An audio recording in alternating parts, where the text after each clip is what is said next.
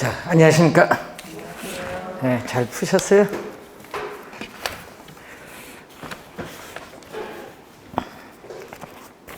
자, 1번 문제 한번 보겠습니다. 자, 부동산의 경제적 개념에 관한 설명으로 틀린 것을 묻습니다. 자, 경제적, 이게 포인트겠죠. 자, 토지는 생산을 위한 중요한 생산 요소이면서 동시에 소비 대상으로서의 가치를 가지고 있다. 그래서 여러분이 경제적,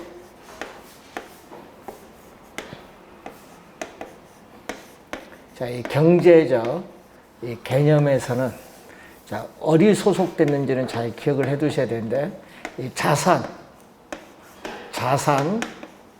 자본.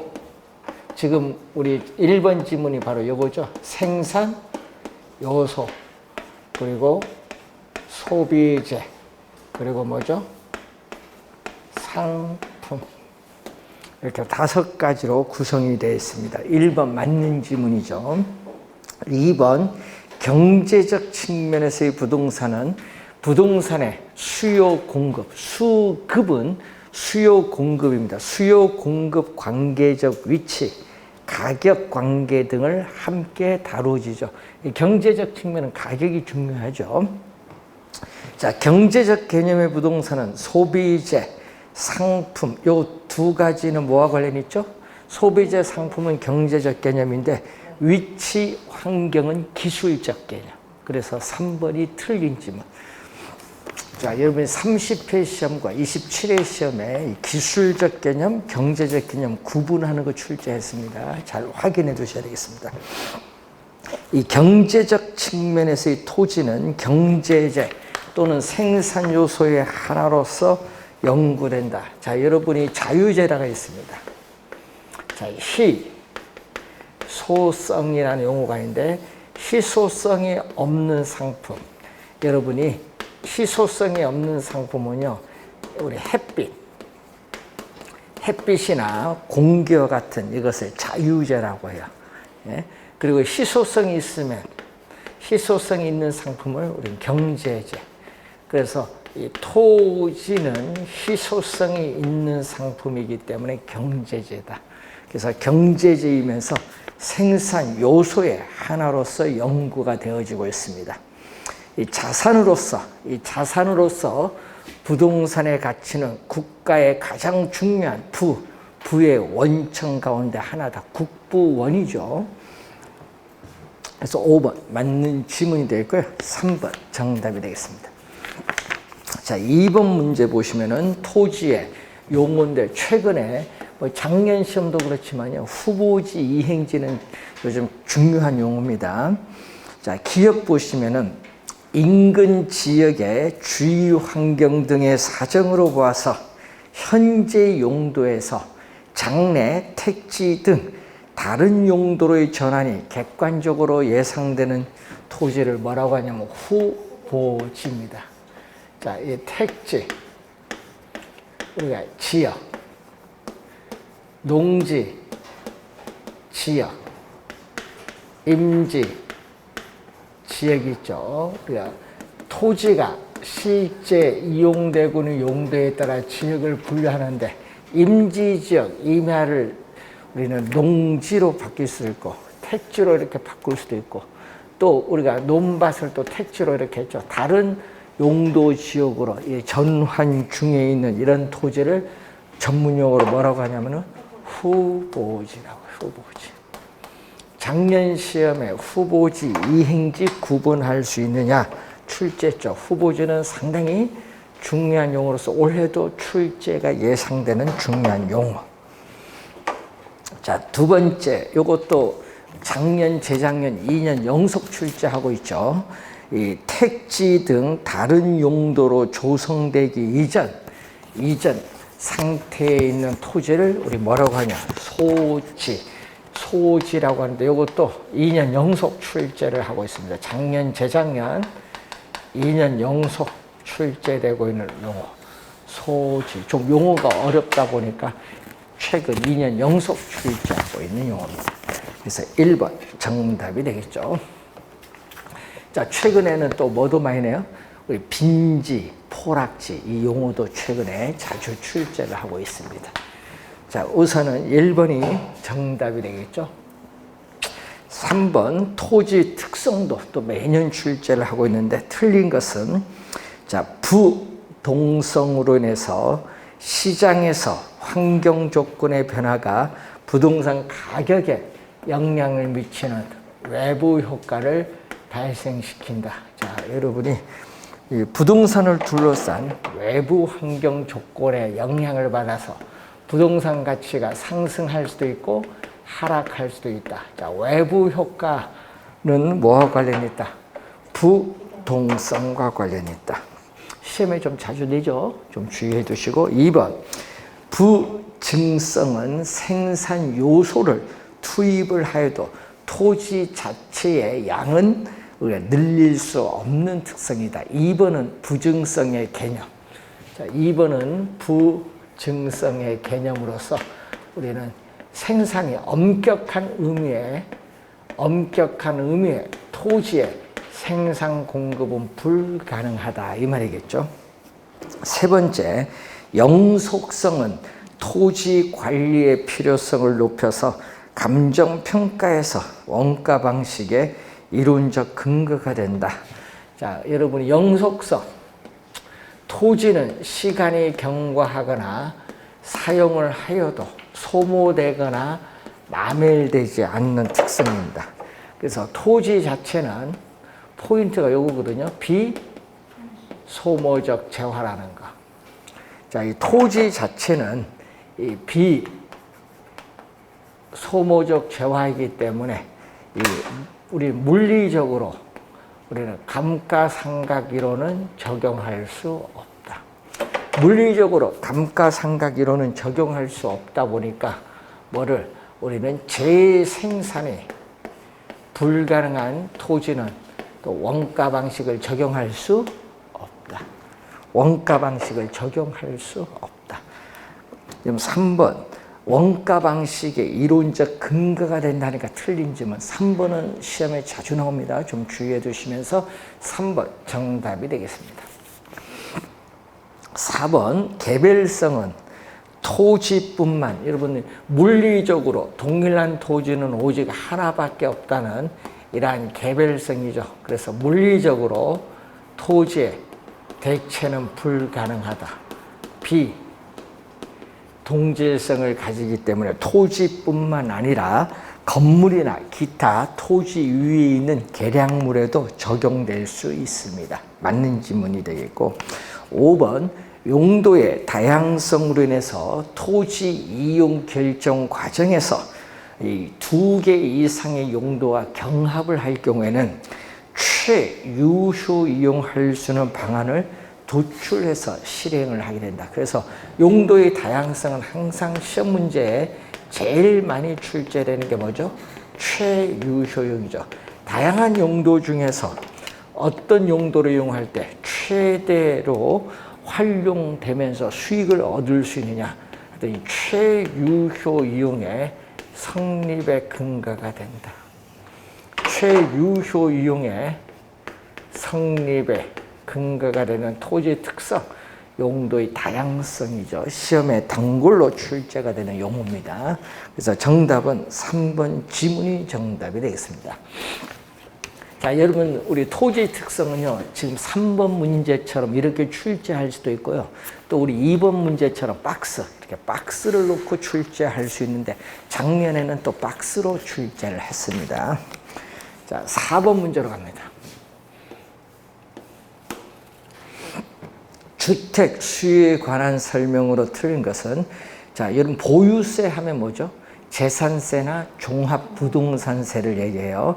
이 보유세가 인하되면은 보유에 따르는 세금 부담이 낮아지니까 구매력은 높아져서 수요가 증가해요.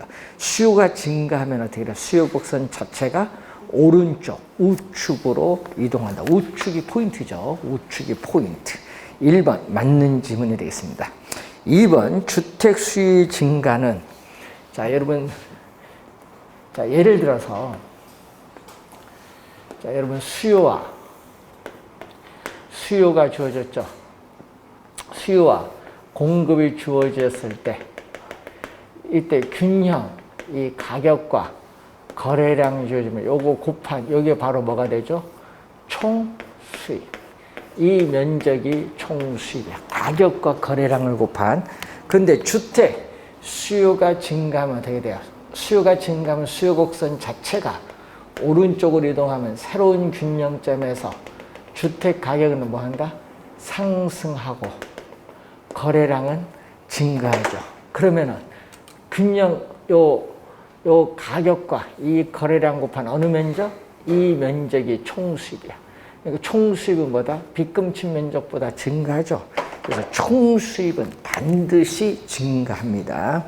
그래서 거기에 반드시 증가시키는 것은 아니다. 아니다 하니까 틀린 점은 반드시 항상 총수입을 증가시킨다. 2번 정답. 3번 주택 가격이 더 오를 것이라는 예상. 예상의 동그라미. 자, 예상이 이런 미래에 대한 예상이거든요. 예상이 중요하거든요. 그럼 주택 가격이 더 오를 것이라 예상이 되면은 현재 시점에 쌓여. 현재 시점에 싸니까 현재 시점 주택을 사고자 하는 수요는 뭐죠? 증가할 것이다. 수요가 증가합니다. 그래서 어떻게 돼요? 수요 곡선 자체를 우측으로 이동시킨다. 수요가 증가니까 수요 곡선 자체를 우측으로 이동시킵니다. 자, 5번 주택 가격의 변화가 동일한 수요 곡선 상에서 점의 이동을 야기시키는 유일한 변수다. 자, 여러분 5번 지문은 이 얘기죠. 수요 양의 변화와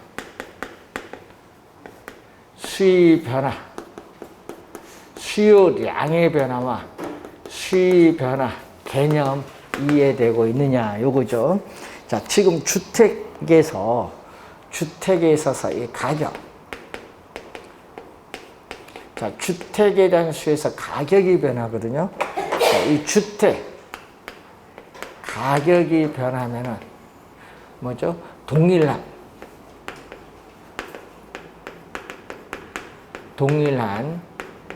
수요 곡선 상, 수요 곡선 상에서 점의 이동을 나타내죠. 그래서 주택 가격이 변하면은 동일한 수요 곡선 상의 점의 이동을 나타낼 때 무슨 변화? 수요량의 변화다. 수요량의 변화. 수요 변화는 가격 이해죠. 주택 가격은 변화가 없다. 자, 수의 변화일 때는 이 주택 가격 자체는 변화가 없다. 불변인데 위에서 이외 주택 가격 말고 이외에 주택 가격 이외에 다른 요인 조건이 변하는 거죠. 주택 가격은 변화가 없는데 주택 가격 이외에 다른 요인, 뭐 소득이라든지 인구, 다른 요인이 변화하면은 수요 곡선 자체가 이동을 한다. 수요 곡선 자체가 이동하는 것을 수의 변화. 자, 요 개념 이해하는지 여부를 묻는데 올해도 출제 예상이 되죠. 좀 잘 알아두시고, 그래서 어떻게 돼요? 우리는 5번 맞는 지문이죠. 요 개념 이해하는지 여부를 보는 문제. 자, 5번 문제. 자, 여러분이 오늘 모의고사 한번 치었잖아요. 다음에 시험 칠 때는 이 계산 문제는 맨 마지막에 푸세요. 계산 문제가 여러분이 맨 마지막에 풀어. 이론 먼저 풀고 그럼 계산 문제는 맨 마지막. 그래서 왜 그러냐면 10월 30날 본 시험 가서 칠 때 계산 문제는 맨 마지막. 이론 풀고 민법 풀고 시간 남으면 풀어야 돼. 계산 문제 먼저 손대면요 시간 부족하는 형상이 생길 수가 있어요. 주의해 두시고, 그리고 여러분이 그 문제 풀 때 오늘 이제 문제 풀 때 이제 5번 문제 풀어야 되는데 그 번호가 5개예요. 예? 지금 여러분 우리 개로는 1회, 2회, 3회, 4회 모의고사 4번 쳐야 되는데 4번 다 답이 8개씩이야. 찍는 연습도 이제 해야잖아요. 8개잖아요. 그래서 여러분이 풀면서 답지에 답을 옮기세요. 옮기면서 요걸 염두에 두셔서 우리가 헷갈리는 부분 있죠. 그러면 난 2, 3, 4번 헷갈린다. 번호가 3번인지 4번인지 두 문제가 헷갈린다. 그럴 때는 빨리 확인해 보지. 답 몇 개씩 있는가. 네? 그래서 이런 2개 놓고 헷갈릴 때 상당히 유용합니다. 또 시간이 없어서 계산 문제 찍을 때도 요걸 염두에 두셔서 찍으시면은 훨씬 더 어떻게 돼요? 맞출 확률이 높다는 거. 그래서 그럼 답이 다 8개입니다. 8개. 개론 다 8개씩 해놨어요. 풀 때 참고하세요, 항상. 자, 5번 문제. 소득 탄력성은 2.0. 그리고 가격 탄력성은 3.0. 자, 주택 가격에 대해서. 자, 자극을 주는 가격은 분모. 반응을 나타내는 수요량은 분자. 여기 얼마다? 3.0. 수의 가격 탄력성은 3.0. 자, 수의 소득 탄력성. 또 자극을 주는 소득은 분모. 반응을 나타내는 주택 수요량은 분자. 여기에 2.0.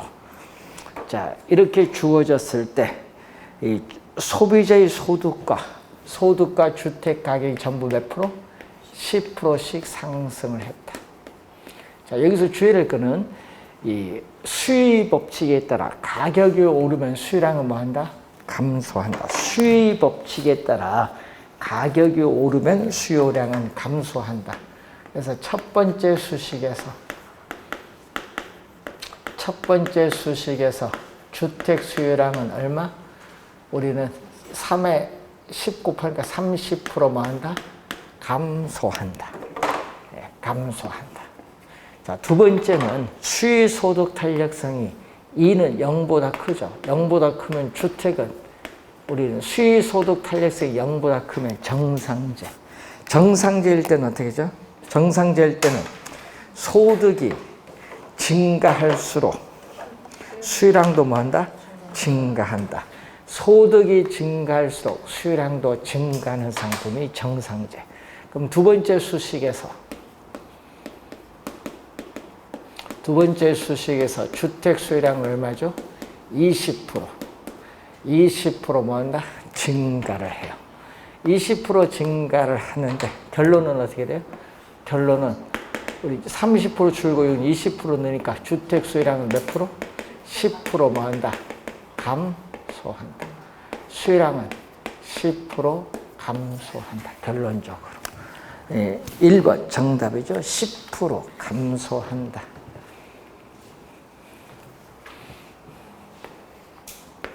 자, 6번 문제로 가겠습니다. 자, 수의 탄력성에 관한 설명으로 틀린 것은 모두 몇 개인가? 틀린 겁니다. 자, 수의 가격 탄력성은 가격 한 단위 변화에 대한 수요량의 변화를 측정한 거다. 이 기억은 틀린 지문이죠. 자, 수의 가격 탄력성은 가격 한 단위 변화가 아니라 가격 한 단위가 변한 것이 아니라 변화율이야. 율. 가격 한 단위가 변하는 것이 아니라 뭐가 돼? 가격의 변화율. 가격이 1% 변했을 때 수요량이 몇 프로 변하느냐. 가격이 1% 변했을 때 수요량이 몇 프로 변하는가를 측정하는 지표. 기억은 틀린 지문입니다. 율입니다. 율. 퍼센티지 개념이에요. 기억은 틀렸고, 니은 수의 소득 탄력성이 0보다 작으면 어떻게 돼? 열등제. 자, 여러분 수의 소득 탄력성이 0보다 크면 정상제고 수의 소득 탄력성이 0보다 작으면 열등제. 자, 열등제는 뭐죠? 소득이 증가할수록 수요량이 줄어드는 상품. 그래서 두 번째는 맞는 지문이 되겠고, 세 번째, 대체재가 많은 재화일수록 수의 가격 탄력성이 높다. 자, 많은 높다. 이게 포인트죠. 높다는 건 탄력적입니다. 대체제가 많을수록 탄력적이 된다. 디귿 맞는 지문. 수의 가격 탄력성이 가격 수준에 관계없이 일정. 자, 밑줄은 가격 수준에 관계없이 일정. 밑줄. 이 말은 무슨 얘기냐? 이 얘기거든요.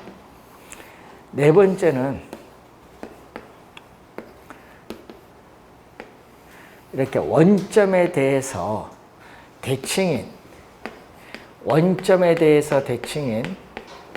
직각 쌍곡선의 형태가 될 때 여러분 이 점이든 관계없다. 가격에 관계없이 어느 점에서든지 수의 가격 탄력성은 1이다. 1인 뭐죠? 단위 탄력점. 그러니까 여러분 가격에 관계없이 수요 곡선상의 어느 점에든지 수의 가격 탄력성은 1이다. 일정하다. 1로. 이럴 때를 우리 뭐죠? 직각 쌍곡선. 직선이 아니라 직각 쌍곡선이 된다. 그래서 네 번째 틀린 지문. 다섯 번째, 아파트 가격이 상승한다. 자, 여러분 수요의 교차 탄력성에서 아파트 가격, 빌라 수요량인데 아파트 가격이 뭐 하면 아파트 가격이 상승하면 빌라 수요량이 증가한다. 이렇게 화살표가 같은 방향으로 변동하면 플러스 0보다 크면은 아파트와 빌라는 서로 어떤 관계? 대체 관계에 있는 상품이다. 자, 대체 관계에 있는 상품이다.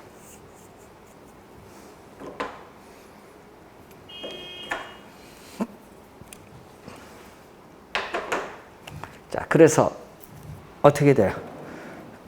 다섯 번째, 미음, 맞는 지문이죠. 이 0보다 크다. 양이면은 대체제. 자, 그래서 틀린 것은 기역 틀렸고, 네 번째, 니를 틀렸으니까 2개. 2번 정답이 되겠습니다. 자, 이런 박스 문제 좀 주의 좀 해두시면서, 자, 7번 문제로 가겠습니다. 자, 7번 문제. 어떤 지역에 아파트 시장 균형 가격을 하락한다. 자, 여러분 균형 상태에서 가격이 하락을 하려면요. 수요가 줄어들든지 아니면 공급이 증가든지 이렇게 돼야 우리 시장에서의 균형 가격은 반드시 뭐한다? 하락을 한다. 시장의 균형 가격이 반드시 하락을 하기 위해서는 수요가 감소하든지 공급이 늘어나면 돼요. 자, 1번 볼까요? 자, 대체재 가격이 상승한다. 자, 대체재의 가격을 하는데 1번 지문 보시면은 자,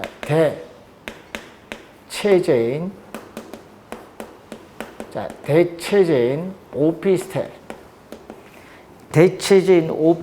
가격이 상승하면은 오피스텔 수의 법칙에 따라 오피스텔 수량은 줄어들죠. 그러면 대체 관계에는 아파트 수요는 뭐한다? 증가하죠. 이렇게 대체질 때는요, 이렇게 화살표가 오피스텔과 아파트가 이렇게 반대로 가거든요.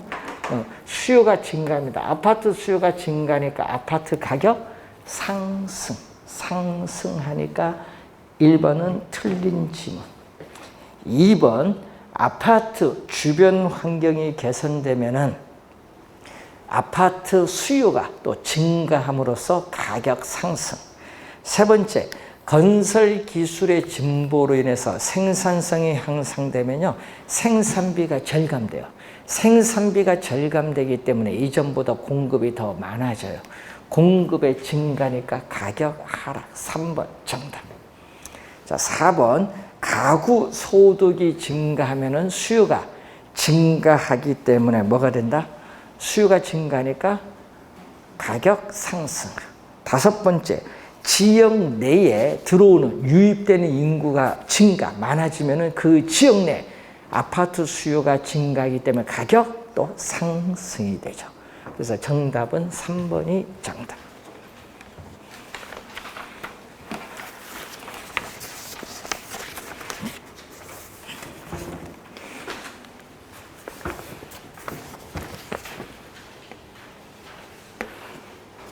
자, 8번 문제로 갑니다.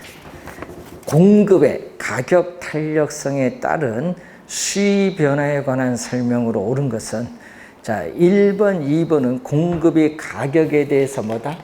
완전 탄력적. 자, 1번, 2번은요, 공급이 가격에 대해서 완전 탄력적은 뭐죠? 수평선. 자, 완전 탄력적 하면은 수평선.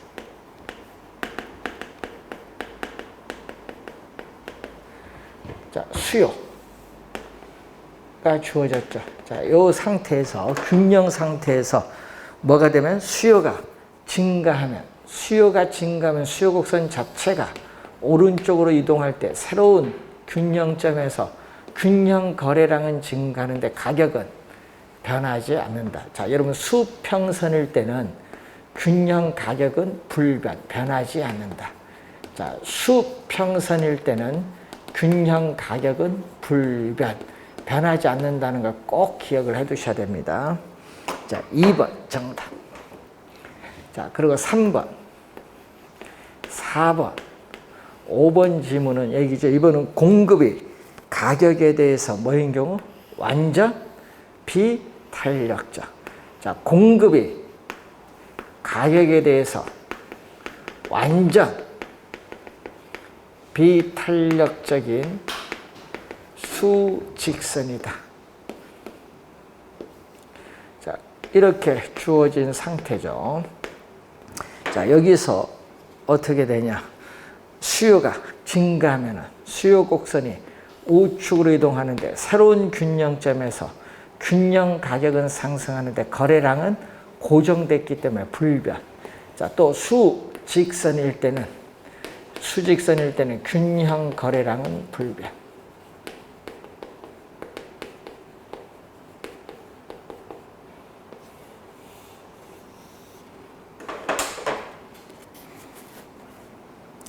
자, 그래서 3, 4, 5번은 틀린 지문.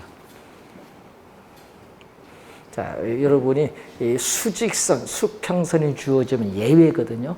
이 예외가 외인데 요거 뭐 2년 전에도 또 출제를 했습니다.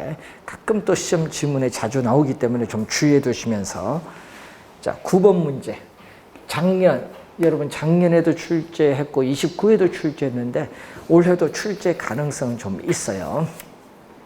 자, 거미집 이론에 따르는 각 시장의 모형 형태인데, 자, 여러분은 그 B 보세요.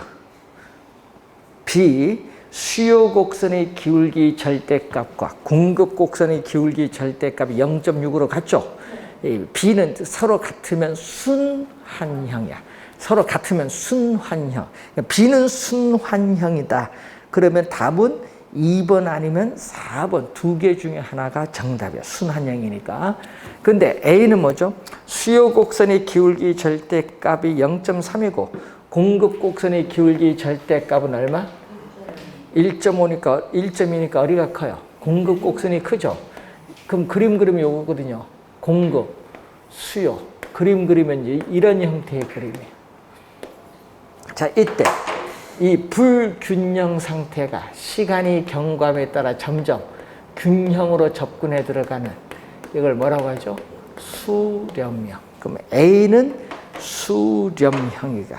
C는 어떻게 돼요? 수요 곡선의 기울기 절대값이 공급 곡선의 기울기 절대값보다 크죠? 네? 이렇게 그림이. 자, 이런 경우에는 이 불균형이 시간이 경과함에 따라 점점 이렇게 밖으로 빠져나가는 형태, 이걸 뭐라고 하죠? 발산형. 이 기울기의 절대값 갖고 비교합니다, 지금. 자, 여러분이 수렴형 A는, C는 발산형, 그리고 B는 순환형. 2번 정답. 작년에는 이걸 말로 출제했거든요, 말로써. 올해는 좀 함수 형태로 출제되지 않을까 보여지는데 한번 올해도 중요하니까 거미집 모형 3가지 수렴형, 발산형, 순향형 다시 한번 확인. 자, 10번 문제로 갑니다. 부동산 시장에 관한 설명으로 틀린 것은 자, 부동산 거래에 필요한 정보 습득에는 일반적으로 우리가 많은 비용이 소요된다. 1번은 뭐에 있어서? 개별성에 의해서 그렇죠. 개별성에 의해서 거래에 있어서의 비공개성이 나타나죠. 자, 이 거래에 있어서의 비공개성으로 인해서 정보 수집이 중요하다는 거죠. 정보 수집이 중요하다.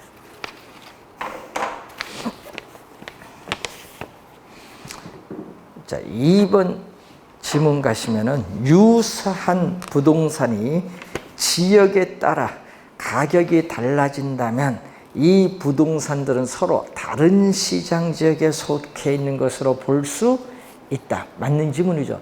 자, 여러분 삼성 레미안 25평 아파트가 강남 지역, 광명 지역에 있다. 서로 다른 지역에 속해 있죠. 가격이 다르면.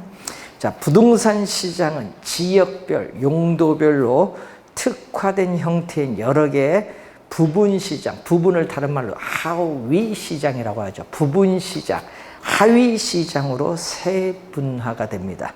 자, 여러분 3번은 뭐에서? 부동성이죠. 3번은 부동성의 특성에서 전체 부동산 시장이 여러 개의 시장으로 나누어지는 뭐가 발생한다? 시장의 분화가 발생하죠. 자, 시장의 분화로 인해서 부분 또는 하위 시장이 형성이 됩니다.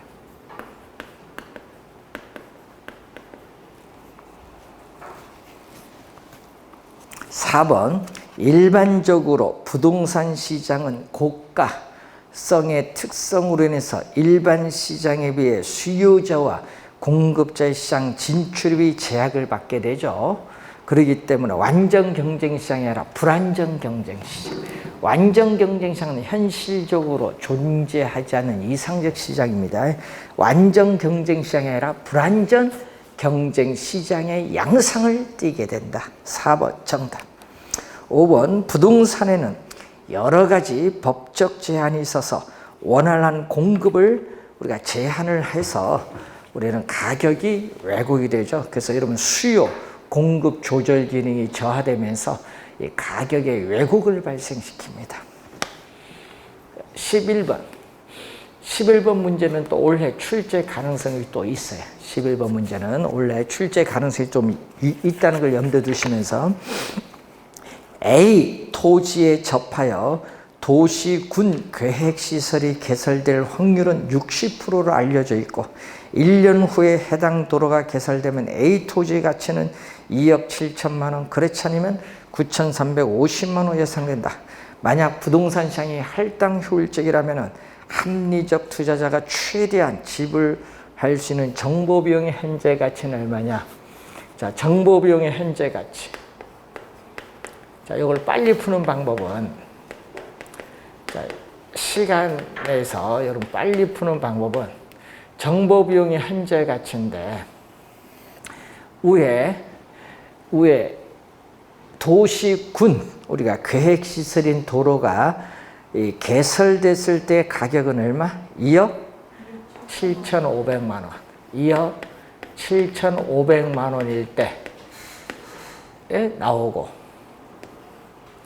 여기다가 또 도로가 개설되지 않았을 때 가격은 얼마? 9,350만 원이죠. 자, 이게 뭐죠? 개설될 확률은 몇 프로? 60%. 개설되지 않을 확률? 개설되지 않을 확률 40%죠. 요 개설되지 않을 확률 요걸 기준해서 여기도 0.4가 딱 들어가면 돼요. 자, 여러분 도로가 개설됐을 때 가치 개설되지 않을 때의 가치인데 문제는 개설되지 않았을 때 이 40% 0.3을 앞에 0.3 여기 들어가죠. 그리고 이걸 빼주면 돼. 빼주고 예, 여기 빼주고 확실성 하에서 불확실성 가치를 빼야 되니까 빼주고 현재의 가치로 할인을 해야 돼. 할인율로서 얼마? 요구 수익률 10%. 기간 몇 년? 1년 후니까 1성. 1.1로 나눠주면은 여기 정답. 6,600만 원. 여기 제일 빨리 푸는 방법. 이게 여러분이 제일 빨리 푸는 방법.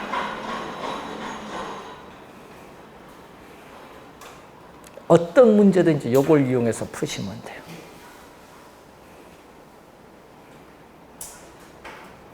그래서 5번 정답이 되겠습니다.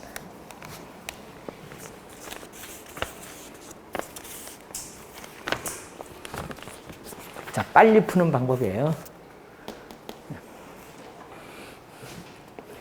12번.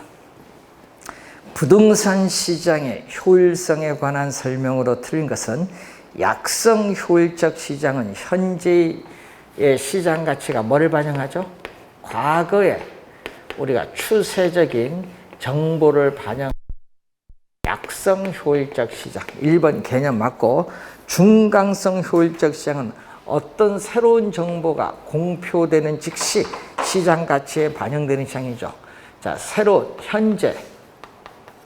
현재 공개되는 새로운 정보 요 두 개를 대주면은 과거에 이미 발표되고 현재 공개된 합치면 공식적으로 발표된 정보인데 자, 과거의 정보뿐만 아니라 현재 공개되는 정보까지 시장 가치에 반영되는 시장을 중강성 효율적 시장. 2번도 중강성 효율적 시장 개념. 3번 강성 효율적 시장은 요거죠. 공표된 정보. 자, 공표된 정보든 공표되지 않은 정보든 이미 시장 가치에 모두 반영되는 시장을 강성 효율적 시장인데 이 강성 효율적 시장은 시험에 자주 출제가 되는 용어 개념입니다.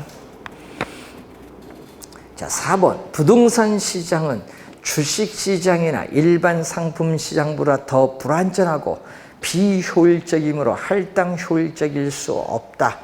없다 동그라미. 여기 틀렸죠? 뭐 한다? 있다. 자, 이 부동산 시장에서 정보의 가치. 부동산 시장에서 정보의 가치와 정보 비용, 정보의 가치와 정보 비용이 일치한다면은 이 초과 이윤 자체가 없기 때문에 이때 할당 효율적 시장이 될 수 있다. 할당 효율적 시장이 될 수 있다. 될 수 있다. 맨 끝에 없다가 아니라 있다. 요거 4번은 작년에도 출제했어요. 4번 정답이고 5번 강성 효율적 시장에는 이미 모든 정보가 시장 가치에 반영되어 있으므로 시장의 어느 누구도 초과 이윤을 획득할 수가 없다. 자, 밑줄은 맨 끝에 어느 누구도 초과 이윤을 획득할 수 없다. 5번 지문도 잘 내죠. 그래서 정답은 4번 지문이 정답이 되겠습니다. 자, 13번 부동산의 가치 형성 요인 중 하나인 배후지와 가로에 관한 설명으로 틀린 것. 자, 일반적으로 상품의 구입 빈도가 낮을수록, 그러면 이건 뭐죠? 예를 들면 가구 같은 거, 내구성 있는 상품 가구 같은 건데 이때는 상권, 배후지 규모는 작아지는 것이 아니라 커진다. 1번 정답. 구입 빈도가 낮을수록 상권의 규모는 커진다.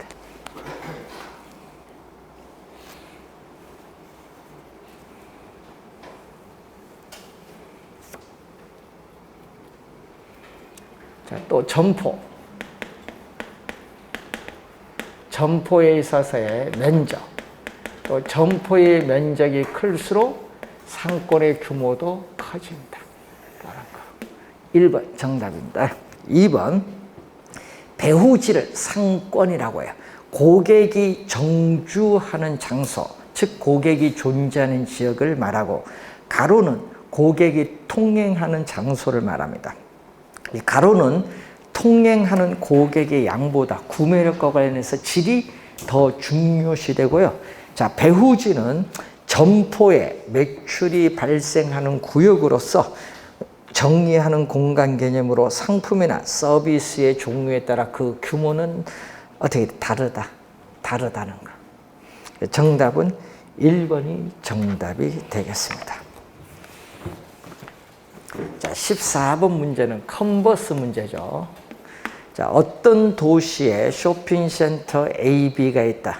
두 쇼핑센터 간의 거리는 얼마? 거리는 12km. 자, A 쇼핑센터의 매장 면적은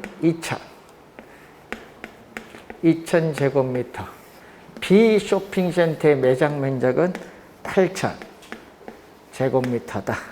자, 두 쇼핑센터 간의 거리는 우리 12km인데, 문제는 컨버스의 분기점 모형에 의하면 쇼핑센터 A로부터, 자, 이 쇼핑센터 A로부터 얼마 떨어진 점, 여기 Xkm, 얼마 떨어진 점이 상권의 분기점이 될 거냐, 분기점.